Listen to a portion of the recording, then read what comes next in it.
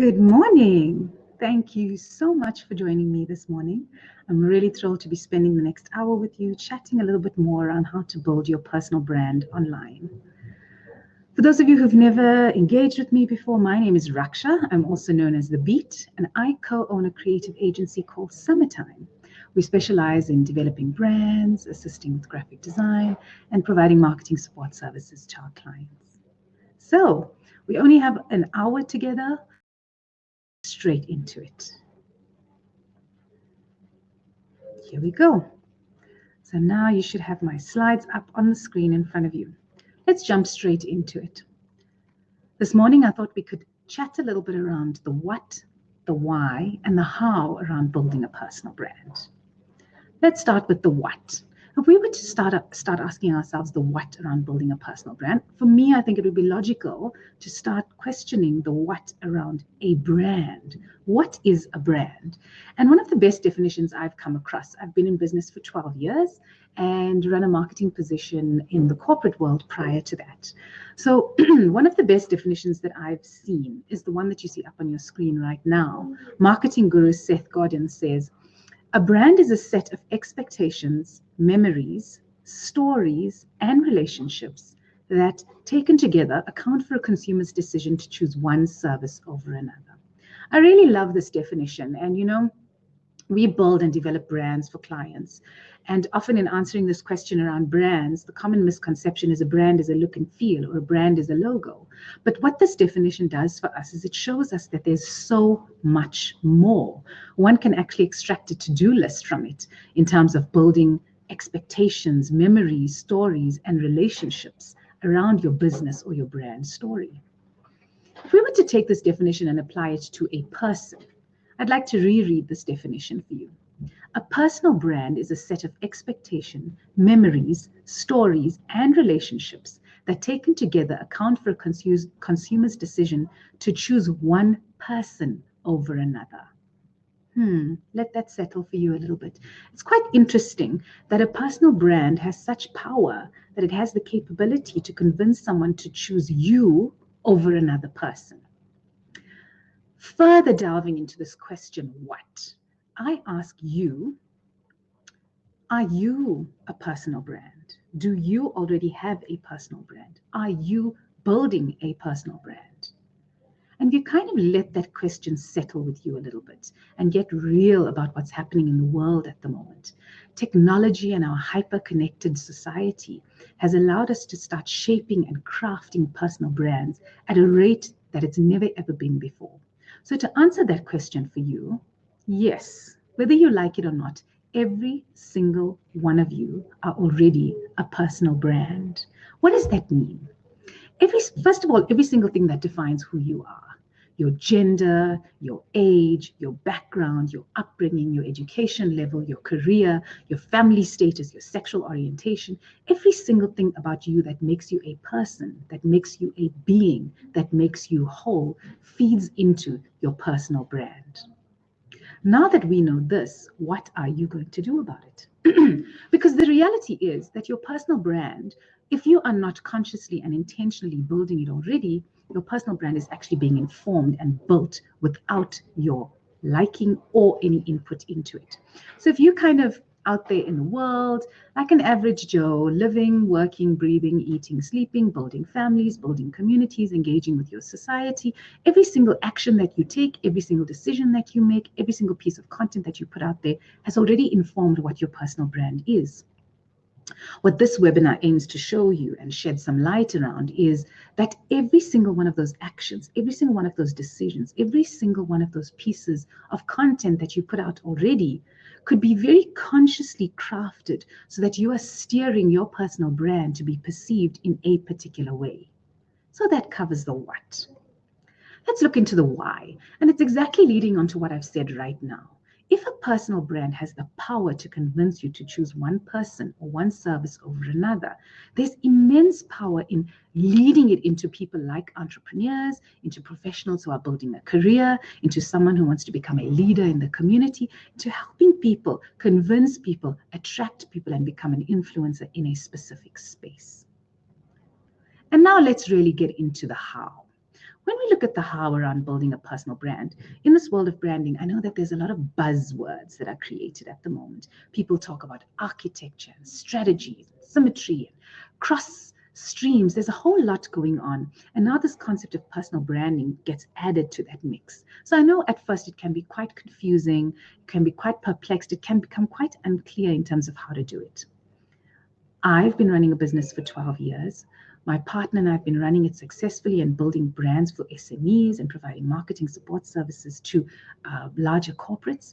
And in our experience over these years, we've devised this content, which is a really simple 7-step process that will assist you in building a personal brand. All I ask you to do is to keep an open mind, stay with me on it, and see for yourself if it resonates with you, if it's logical for you, and if it's something that you think you can apply in your life. The good part is that you've been doing a lot of this already. What we're going to talk about today is doing it with a little bit more intention. So let's jump into it. When we look at step 1, the first part of it really is the psychology behind building a personal brand. Before you can do anything, before you start thinking about strategies or building content or any other aspects around building a personal brand, the psychology of it needs to happen, where you almost need to make that shift in your mind into saying, I am a personal brand. I am intentionally building a personal brand. And what happens when you do that is you actually step into the space of owning your personal brand and consciously crafting it. The amazing thing that starts to happen after that is it becomes top of mind in every single thing that you do. All the steps that are going to follow hereafter, it almost becomes second nature to you. It becomes something that's an aspect of your life that's so deeply infused that it's natural. So the first step, see yourself as a brand, own that space, step into it. Let's go into step 2. Step 2, I absolutely love it. One, and it's the core and the foundation around building every single thing. It's a very powerful quote by Socrates, know thyself. And this part, this aspect of building out a personal brand is where all the value comes from. So what you really want to do is start to self-reflect, self-discover, and start getting a deep and clear understanding of who you are. Because building a personal brand is really about putting yourself out there. If we don't first have a very deep and intrinsic knowledge about ourselves, then we're really not starting from a good base. We're not starting from a solid, positive base. And we really have nowhere from which to start developing content. The important part about knowing yourself is getting real about where your strengths lie, where your weaknesses lie, where your areas of expertise lie, and putting that out there for the world to start becoming attracted to you. It takes a bit of courage to do because often we can be a bit jaded about ourselves, about our own capabilities, and sometimes we're not really ready to face it. So if you are not already someone who's doing a lot of personal development work, who's doing a bit of work around self-discovery, you may want to work with someone around this. You could look into someone like a personal coach. If you have a personal mentor in your life, you may want to work with them. If there's a spiritual leader, a community leader, perhaps an elder in your family, you may want to spend some time just working through this with them. And what you really want to get to in doing this work is you want to get to a sense around what makes you tick and what you want to be known for in this world. So what you want to do is kind of really look into your personal attributes, your characteristics, your strengths, your personality, areas that you shine, but realistically also look at areas where you may be lacking a little bit more.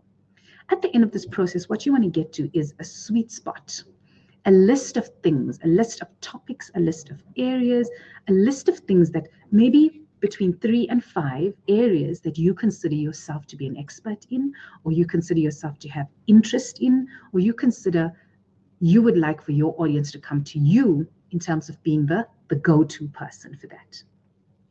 And if you don't get to this point, we really don't have anything to build on from here.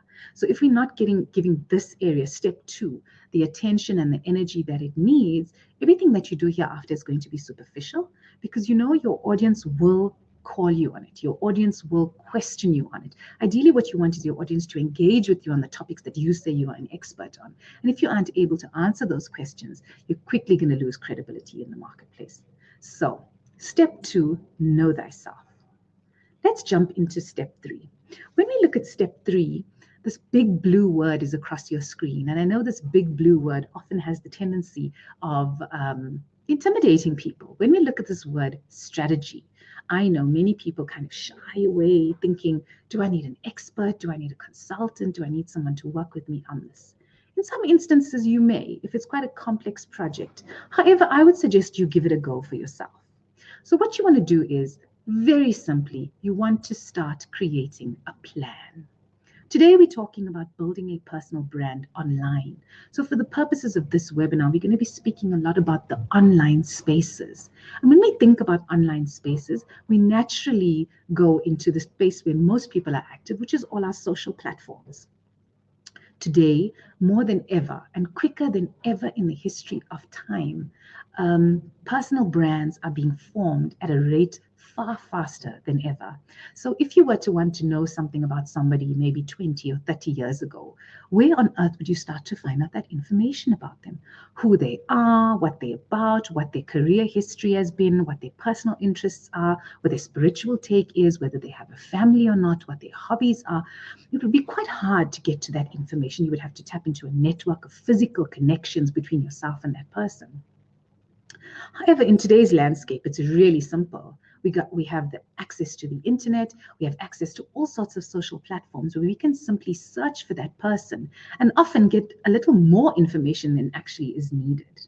So the back end of this is to create a strategy that starts to consciously inform all that information that people are going to get about you.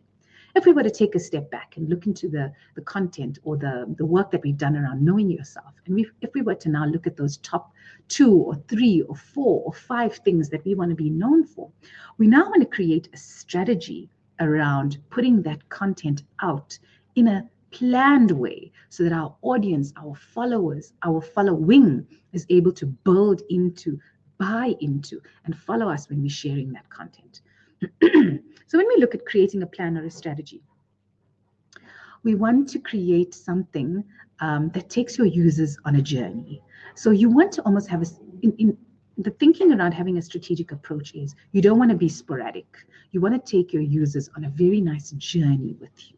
So for example, if I were to say that I am an entrepreneur, I've been building a business in the branding space for 12 years. I've worked in the branding space prior to that in the corporate world for a number of years.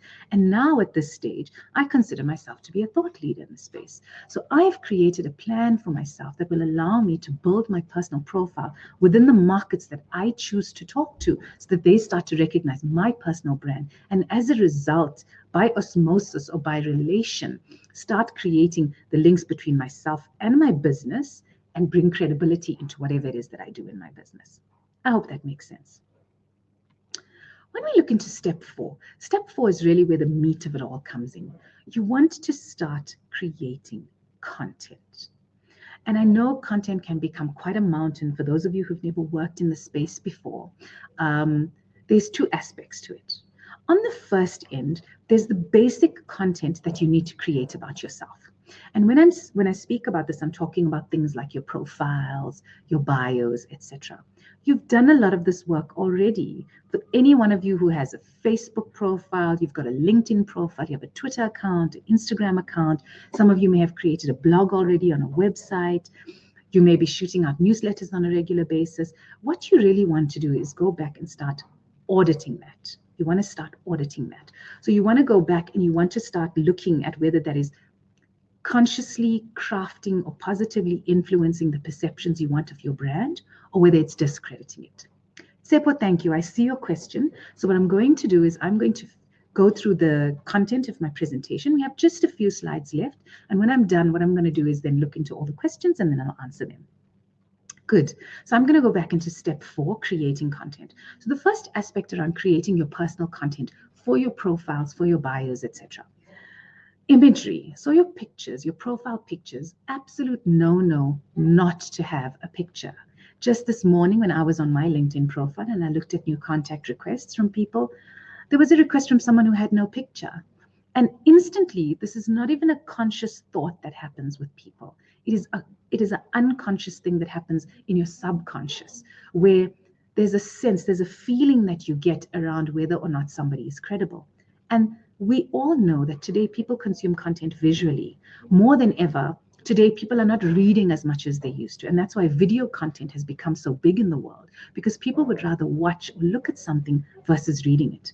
So ensure that your pictures are done well. If you need to have a shoot, a professional shoot, invest in that. If this personal branding project is that important to you, you will invest in a proper photo shoot to get proper shots done.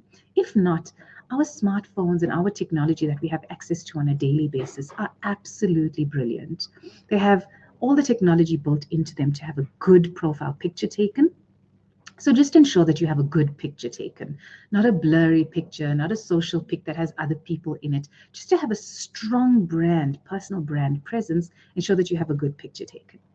The next aspect is your content. And when we talk about personal branding, we talk about your bio, your biography, your personal bio. So you really want to have a good bio written about yourself. Across different platforms, the bio will appear in different ways. On a platform like Instagram, for example, you have a fairly short space of content to put bio in. In something like LinkedIn, you do want to have a good bio written so that it feeds into your credibility, it feeds into your expertise, it feeds into your experience, etc. And it speaks into the personal brand that you are. So look into your bio. If you want to have a go at it first, have it written out well. Ensure that there aren't any grammatical or spelling errors, because instantly your audience is going to disconnect with you and you're going to lose credibility in terms of who you are. So have it written well. If you need to reach out to a copywriter, if it's not to write the entire bio, but have it edited, have it proofread by a professional so that it looks good and that it's authentically representing who you are and what you are all about. So that's the first aspect of creating content.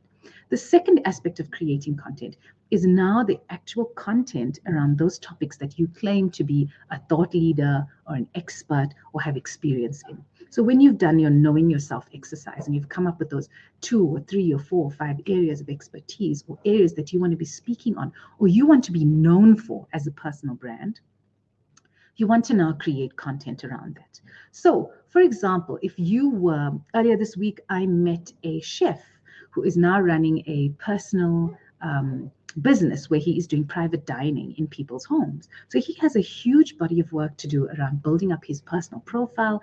And so he may want to create content around himself and his experience and his history, for example, so the duration of his career and everything that he's done up until date, and how it has informed his decision to now launch a business in the private dining space. Then he may want to create trends around content around trends in the hospitality industry, trends in food, global trends in food, local trends in food, and then he may want to create content around the private dining space. How are we able to create a unique dining experience within your home? What are we able to bring in to create, to transform a room, to transform a setting, to transform a menu? Then he may get into the actual menu aspects of it around what the trends are in terms of combining flavors, combining different types of meals. You may want to say that we are now creating a unique experience where you don't start with a starter, you start with dessert, whatever it may be. So start thinking around the content that you want to create that's specific to your industry, specific to your areas that you're saying you want to be known as an expert in. This is a really important aspect. Then you may want to look at, there's 2 aspects to content. So there's original content. Original content is content that you would write or create from scratch. This is content that is unique to you. It's infused with your intellectual property. It's infused with your experience, your expertise. It's infused with everything that makes you you. It has a slant on it that speaks to who you are. Really good to have. But sometimes we may be stretched quite thin and may not always have the time and the resources to be writing on a daily basis or a weekly basis. And according to your plan, it will dictate if you are creating content once a week or twice a week or once a month or once every 2 weeks. You will get a sense of what is comfortable for you and you will get a sense of where your capacity lies. So you may want to then use content that is not your content, but content that is curated. It's content that somebody else creates, some content that somebody else writes. And it really helps because it may be a leader in your industry. It may be someone that you look up to. It may be a mentor in your industry. And they may be putting really good industry-related content out there.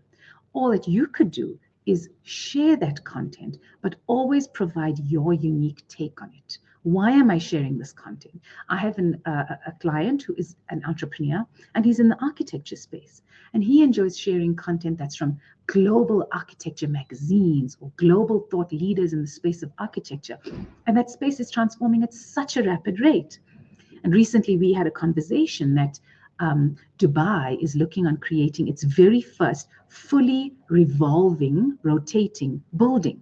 And that building will have different levels in it that will rotate and revolve.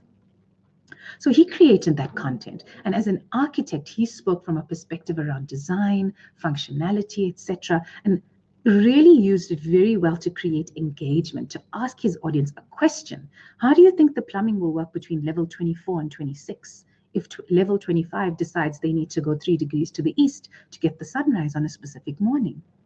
That's a great example of how curated content can be used really well if you do not have the resources, the time, or the capacity to create original content all the time. Good. So we have decided who we are. We have looked into what our areas of expertise are. We have looked into creating content, and we have aligned that content to a plan or a strategy. Now let's look a little bit further. When we look at step 5, there are 3 aspects of the most successful brands in the world. The most successful brands are, number 1, memorable, number 2, meaningful, and number 3, consistent. So you may want to put some thought into what is making you memorable. Is there an aspect around you that's unique, that's compelling, that's differentiated, that's allowing people to quickly remember who you are? Is there an aspect that's creating meaning for the brand? And I think more than in the commercial or the business branding space, the personal branding space is really easy to create meaning. So for example, I have a client who is building out her personal brand, and she's doing some phenomenal work in the entrepreneurial development space. She's doing work with young entrepreneurs, and she's doing work with young women. But a huge aspect of her personal brand is that she homeschools her children. And she brings meaning to her personal brand around the values that are created around homeschooling her children. So she creates fantastic content around a quick video clip around going on the monthly grocery shopping trip. The monthly grocery shopping trip. So the one child has the grocery shopping list in her hand, the other child has the calculator in her hand, and for her that's a lesson around budgeting and finance that the children are learning whilst they are doing the monthly grocery shopping trip. And that's creating incredible meaning around her brand, incredible meaning around her value system that informs the different business aspects that she chooses to get involved in. So there's memorable, meaningful, and finally, consistent. And this is really what this step is really all about. You want to create consistency and alignment across all your profiles. So if on one profile you appear in a certain way and on another profile you appear in a different way, you may create a little bit of incongruency. And again, this is not a conscious thing that happens with your market. It's something that happens on a subconscious level where they almost get a sense of, I don't know who this person is. I don't know what they're about. On one profile, they claim to be vegan. On another profile, they're talking about the latest T-bone steak that's on sale or at a good price at the butchery. If there's inconsistency across the profiles, you lack credibility and then you lose your audience. So very, very, very important. I must state, I am not saying to you that you need to have the same profile picture across all profiles. No. What I'm saying is you need to ensure that the values, the ethos, the meaning, the content of what you are sharing across has a golden thread across all your profiles that allows your audience to stay connected with you, that allows your audience to continuously buy into the credibility that you bring in. Good. Let's go into step 6. Step 6.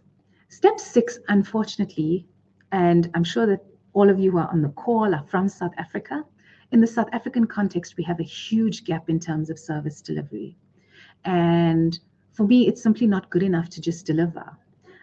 There's such a lack of great service in our country, and we've become so, we're not aware of it anymore. We've become so accustomed to receiving poor service that this has become an expectation. When someone just delivers what they are expected to deliver, we call that exceptional service delivery.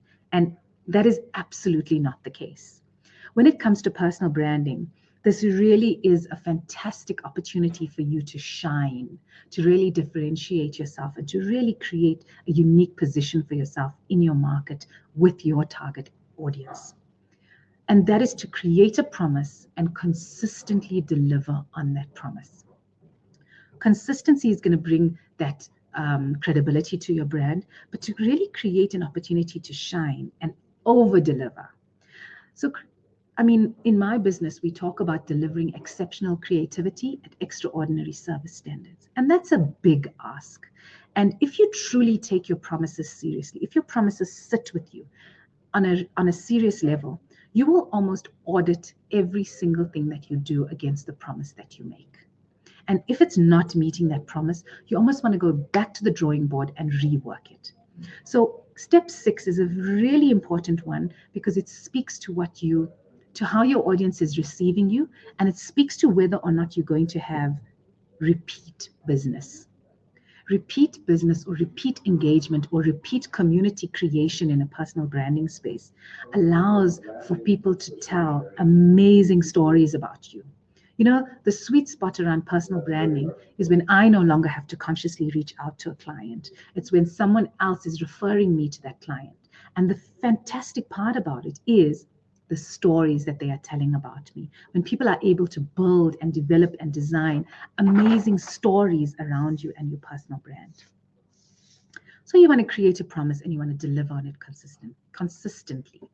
And step 7 is one that I hope every single one of you get the importance of. The only constant in life is change. And if I were to look just at my industry in the duration of the 12 years that I've been running my business, the way that people do design and branding and marketing has evolved rapidly over this period of 12 years. The way that someone would start a business, for example, has evolved rapidly over the 12 years. I think just the internet and technology has changed and evolved the way every aspect of the world is being navigated and worked on at the moment. So in line with this change, in line with this ever-changing world, I implore you to please never, ever stop learning. Continue to take the plunge to be a never-ending student of life. When you go back to knowing yourself and you look at those 3 or 4 or 5 areas that you say you want to be a thought leader in, continue to learn in those areas. If you say, I know it all, I've got everything I need to know about this area or this industry, you will quickly get lost in the sea of sameness. You want to ensure that you are standing out. You want to ensure that you keep learning in your space. After being in business for 11 years, my partner and I took ourselves back to school last year. We took ourselves back to school to go back into the branding and marketing space. This world has evolved so quickly that we needed to almost test ourselves to ensure that we were still current in terms of our offering. And the most interesting thing for me about going back to school was the first module of our branding and marketing course was innovation. And if innovation is not at the start of every single thing that you choose to do at the moment, you're going to quickly get lost in sameness. You're going to quickly get lost in being a copy and paste of everything that everyone else is doing out there. So even if it is a topic that you're speaking on, you want to have your unique take. You want to have your unique spin on what it is that you're speaking about. So ensure that you keep learning, ensure that you're innovating and evolving. And at the same time, you know, if there's an area that you don't know something on, in a personal branding space, it's really quite endearing and forgiving and open-hearted if you are able to show that vulnerable side of yours. From a personal branding and a content creation space, it's often quite nice to put yourself out there to your following and to your audience and open up the questions and ask, what is your latest take on this specific area? And that's why the recommendations on Facebook has become so big, you know, where people ask for recommendations. In your personal branding space, if there's an area that you think you're lacking in or an area that you want to co-create or grow on with your audience, you may ask the question and invite feedback around it.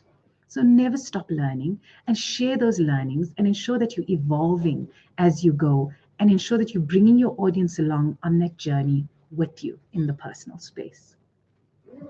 So why build a personal brand? And I really love the slide that you see on your screen because that's exactly it. There's 2 aspects to building a personal brand, and it's right there in the name. The one aspect is personal. It is very, very personal. It's entirely about this being.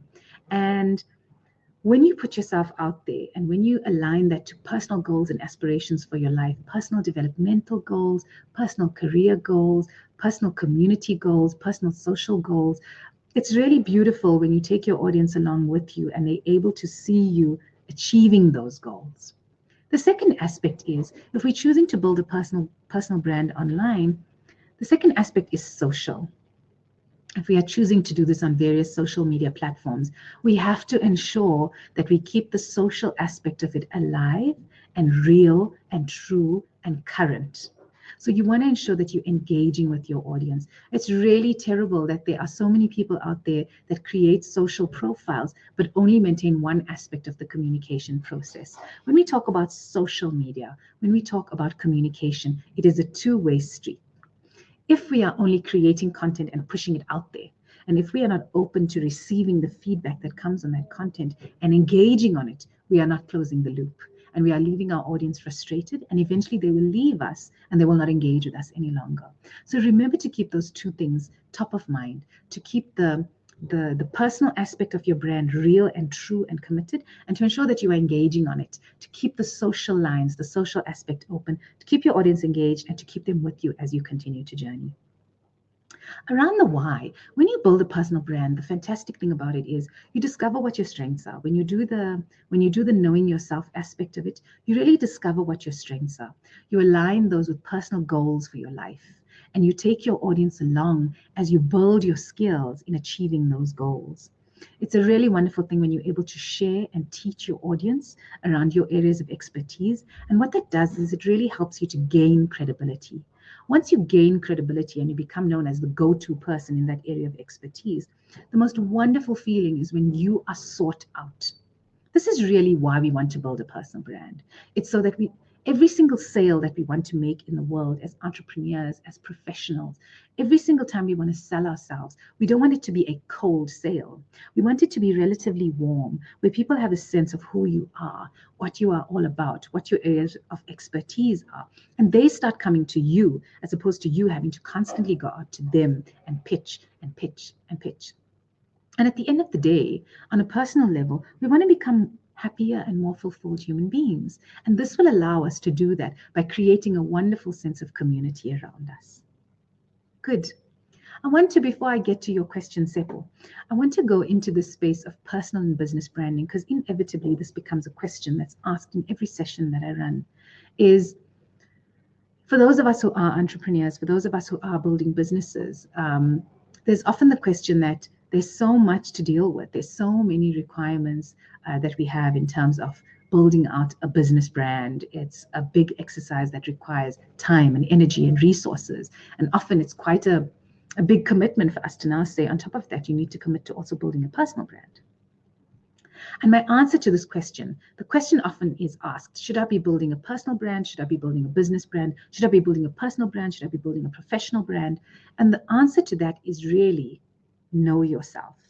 If you've done the homework in getting to really know who you are and what makes you tick, what your personal goals are and what your strengths are, you will have that answer within yourself around what is comfortable for you.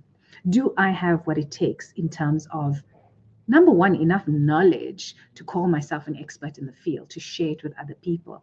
Number two, do I have the resources to really do that? Do I have the capacity to build something and continually commit to the engagement around building an audience around you? When you start asking yourself these questions, you'll get a sense on whether you are ready or not to put yourself out there and start building a personal brand. So in asking yourself this question and in answering this question for yourself, you will get a sense of what will work for you. Look out there, look at people who are similar to you. You look at industries that are similar to you. Look at people who have the same area of expertise, who are maybe building a career in this area or building a business in this area, and start to look at what other people out there in the world are doing and start to get a sense on whether you are able to do something similar, and at the same time have the confidence to chart the territory in a way that works for you, Good. I love this quotation by Jeff Bezos. It's really powerful, and for me it kind of positions this whole space. Personal brand is what people say about you when you leave the room.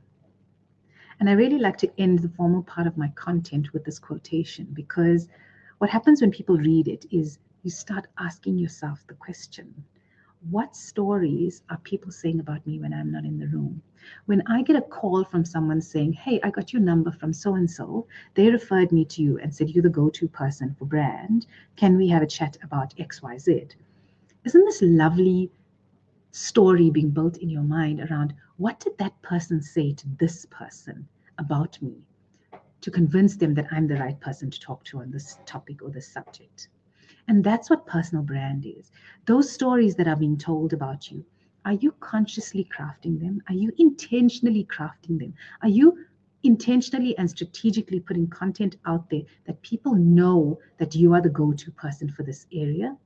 Or is it being built as a consequence of your actions? Are people building their own stories around you just based on what you say and what you do and where you at and who you know and the areas that you play in and the clients that you have and the company that you work for? And if the answer is the latter, after today's webinar, I hope that you will take the time to start consciously crafting the stories that people are telling about you when you are not in the room. Good. So that concludes the formal part of my content. I'm going to swap over to the questions. So I'm quickly going to read from Tsepo. Tsepo says, does having a strong personal brand influence my startup's growth? So Tsepo, I'd like to ask you, when you are engaging with businesses, every single time we go out there and we need to buy a new product or service, what is our process in engaging with a new brand? Technology has made information so accessible to us that it's an expectation for us to know who the people are behind brands. If we talk about Oprah and Facebook and Google and Branson and Virgin, there's so many names that start popping up in our minds. If we almost naturally know the ethos of what the Virgin brand is all about based on the personality type of someone like Richard Branson. When we look at Harpo Productions, we kind of know what it's all about based on who Oprah is and what she's all about. When we look at Facebook and we look at the evolution and the innovation around Facebook, we look to Mark Zuckerberg to look at what the next big thing is going to be in this space. So, Tsepo, I think in building up a startup and growing a startup, it's hugely important, especially if it is a brand that doesn't have a lot of equity in the marketplace. If your brand hasn't been in existence for a long time, if it's fairly new, if people are still getting to know who you are and what you are all about, they're going to want to know who the people are behind the brand, what they bring into that business, and they're going to start looking to you. And so, Tsepo, people are doing this already. They're already looking into who the person is behind your business and your brand. The question is whether you are consciously crafting that or not. So what you want to start doing is looking at what your areas of expertise are, the specific business that you chose to go into. Why did you choose that? Why is that important to you? What impact is it having on your personal life, your business life, or the lives of the clients who you're providing that product or service to? So it's very important. And at the same time, know your strengths, know where it lies for you, and know if it's something that you're ready to do. There you say, you ask a second question, Tsepo. I need to position myself as a knowledge provider. Where or how do I start? So Tsepo asked this question a little while ago. I'm hoping that in going through the content that I shared with you already, you were able to find some answers to that question. I need to position myself as a knowledge provider. Where or how do I start? So it's very simply the steps that we've just gone through. It's really understanding, number one, what is it in this knowledge provider space? What is it that I want to become an expert in? What is it that I want to be the go-to person in? And when I ask what, I'm not saying it is, for example, a personal chef. It's all the aspects around it. So it's, why is this important? What are the trends in this place? What are other people in this space doing? How am I differentiated in it? What impact is this having on the lives of people who have already embarked on this? And me as Tsepo, what is my unique take on this space versus what everyone else is saying in it?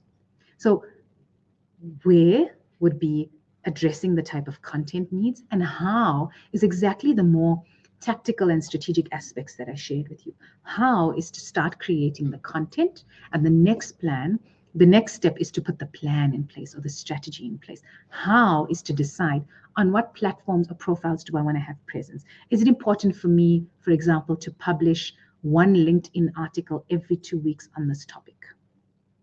And is that LinkedIn article speaking around specific areas of this topic?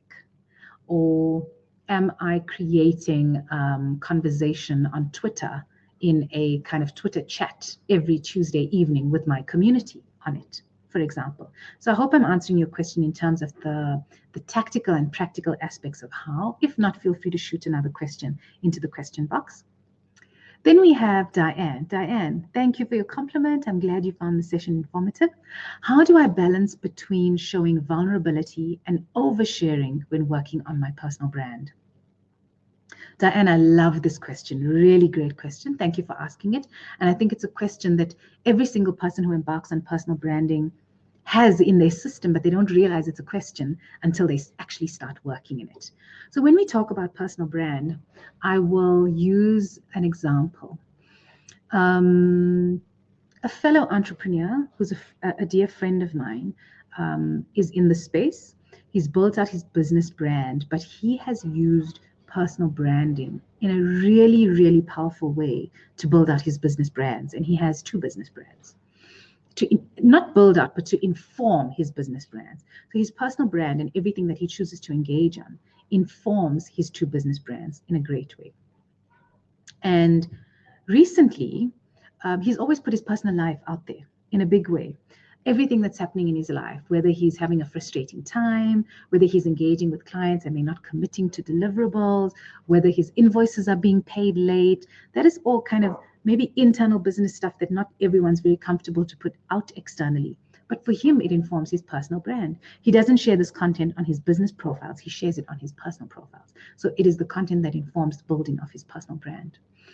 A couple of years ago, he got married and he shared the journey of his marriage and his wedding and some of his pictures and the early years of building a marriage and building this committed relationship. And more recently, thereafter his daughter was born and he went through this whole journey of the birth of his daughter. And then more recently, he and his wife decided to get divorced. And that is a very personal thing. And that is something that exposes the areas of vulnerability unlike anything in life. I mean, death and divorce are the 2 most stressful things that a person can go through. And he chose to put the story of his divorce or the experience of his divorce out on his social media profiles. And I watched how he handled this. And he allowed his vulnerability to show. He allowed when he was having challenging mornings. He allowed when it was, he shared when it was getting into the more practical aspects of the divorce around parenting and custody and the children and all of those aspects. And I really watched and I questioned, there's aspects about this that may be a little too personal.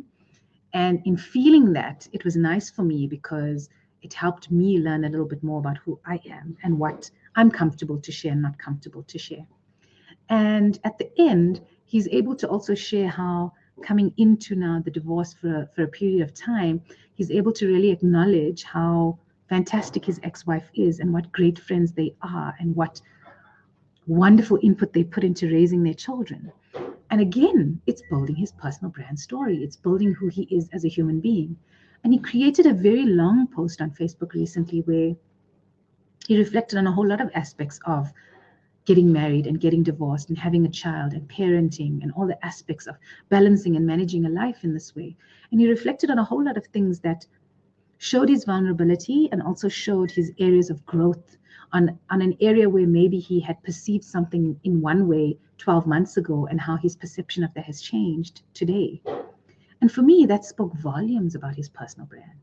It shared with me his commitment to personal development and his authenticity in terms of who he is and allowing the aspects of his personality to show where today was a challenging day, but I still had to go out and get the business and bring the business in and manage my teams in my office. So I'm taking quite a bit of time to explain the story to you, Diane, because I want you to understand that the answer to your question lies within you. The answer to your question lies within knowing yourself. It lies within knowing whether you are comfortable sharing deep, dark, personal things about yourself, and whether those are going to serve you, number one, in your personal development journey, but number two, in informing your personal brand and informing who you are as a being, and whether that is then going to build into informing your career or your business or whatever it is that you're building towards as a goal in your life. So very good question. To what extent do I show my vulnerability, and when does it become oversharing and working on my personal brand? The other aspect to think of is, and to acknowledge, is that you're never going to please everybody. It's really great to build a community around you, but know why you are building a community around you. Are you building a community just to say, I have 20,000 followers, or I have 10,000 likes, or I have 6,000 friends on Facebook? Like, why are you doing this? Are you doing this purely to build numbers? And if you are, it's a really superficial reason, because the most successful brands and the most successful communities are those that look at quality versus quantity. You really want to build, and that is really the basis of community. What is a community? A community is a group of like-minded people who come together for a specific purpose.